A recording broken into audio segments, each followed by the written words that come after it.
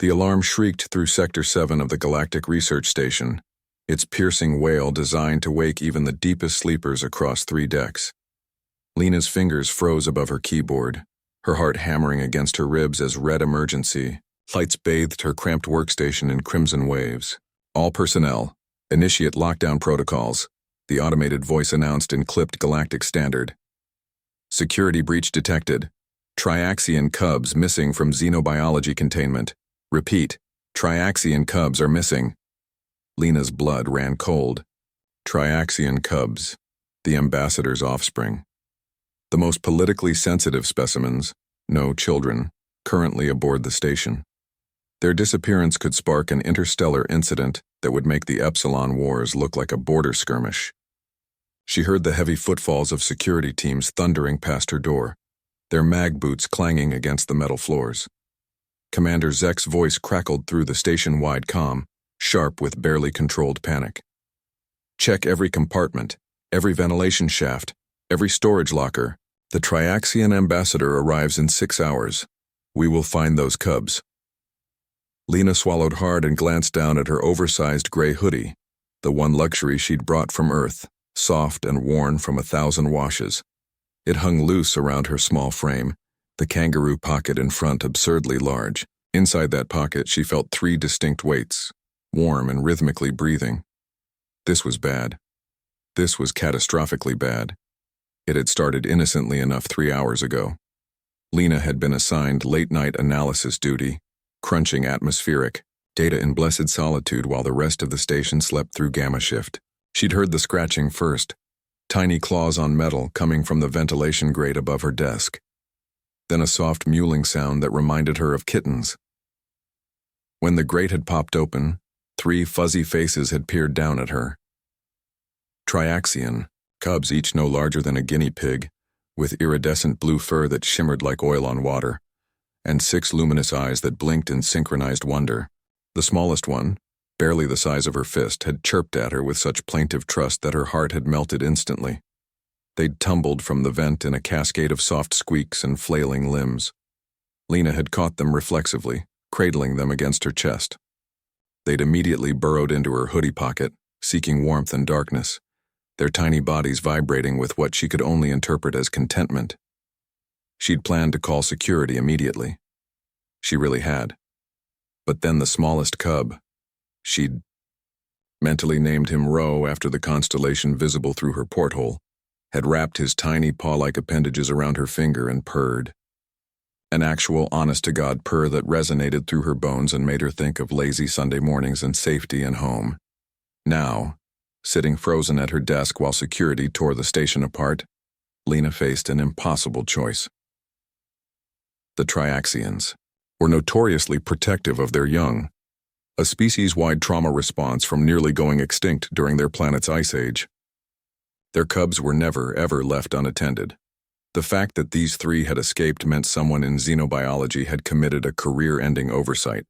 Heads would roll, possibly literally, depending on how furious the ambassador was. But here was the thing humans understood that most other species didn't. Sometimes the rules were wrong. Lena had read the xenobiology reports. Triaxian cubs in their natural environment were communal creatures. They needed warmth, darkness, and the sensation of being carried close to a caregiver's body. The xenobiology lab kept them in transparent containment cubes under observation lights, temperature controlled to standard station ambient, scientifically appropriate, psychologically devastating. These cubs hadn't escaped. They'd fled. Rose stirred in her pocket, making a soft questioning sound. Lena carefully slipped one hand inside, feeling the silky texture of his fur. He pressed against her palm, trembling slightly. The other 2 cubs shifted, instinctively huddling closer to their smallest sibling. All personnel stand by for biometric scan sweep, Zek's voice announced. Lena's mind raced. The scanners would detect them instantly. 3 Triaxian life signs clustered at her workstation. She'd be detained, questioned, possibly charged with kidnapping alien dignitaries. The cubs would be returned to their sterile prison. Everything would go back to being proper. Her fingers found her comm badge. She could end this right now. Call it in. Claim she just discovered them. Maybe avoid the worst of the consequences.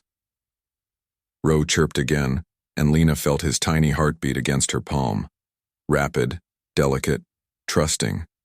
Screw it, she muttered in English, a language none of the station's translators had fully mapped. She stood, moving with deliberate casualness, and began walking toward the laboratory section. Not running. Running would trigger every security protocol on the station. Instead, she moved like someone heading to refill her coffee, a sight so common on Gamma Shift that it barely registered. Station personnel remain at your posts, Zek ordered. Security teams converge on sections 4 through 9. Lena kept walking, her hoodie pocket bouncing slightly with each step. She passed 2 security officers who barely glanced at her, just another human doing another late-night shift. Humans were considered harmless, really.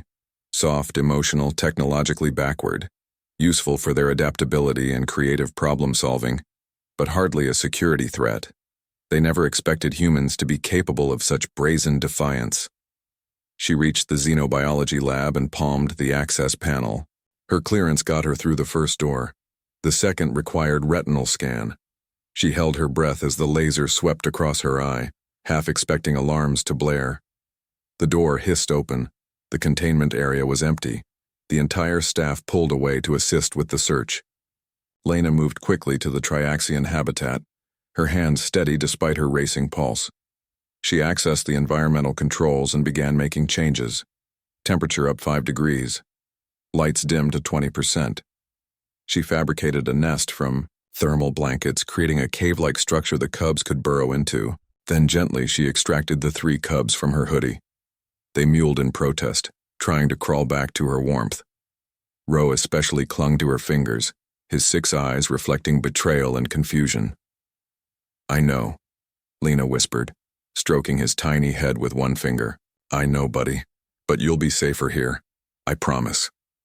She placed them in the nest and they huddled together, still chirping softly. Lena's throat tightened. This wasn't enough. This was still a cage, just a more comfortable one. But it was what she could do. For now, she activated her comm badge. Security, this is Lena Okoye. Xenobiology analysis. I've located the Triaxian cubs. They're in Lab 7, safe and unharmed. The response was immediate. Relief and questions flooding through the channel. Lena provided coordinates and waited, watching the cubs settle into their new nest. Ro's eyes tracked her movement, and just before security burst through the door, she could have sworn the tiny cub nodded. Later, after the debriefings and the inquiries, after the Triaxian ambassador had been assured of his offspring's safety, Commander Zek called Lena to his office. You're either very lucky or very clever, he said, his reptilian features unreadable. The cubs were found exactly where protocols say they should have been. Yes, sir. The environmental controls had been altered. Improvements, according to the ambassador. He's demanding we implement similar changes across all Triaxian care facilities. Lena kept her expression neutral. Zek's eyes narrowed. You know what I think happened? Sir, I think those cubs were scared. I think they found someone who made them feel safe, and I think that someone understood something we didn't.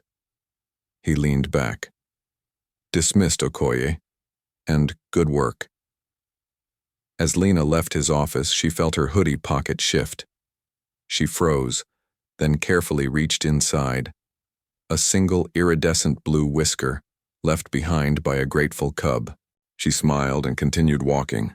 Just another human making her way through the stars, carrying small rebellions in her pocket.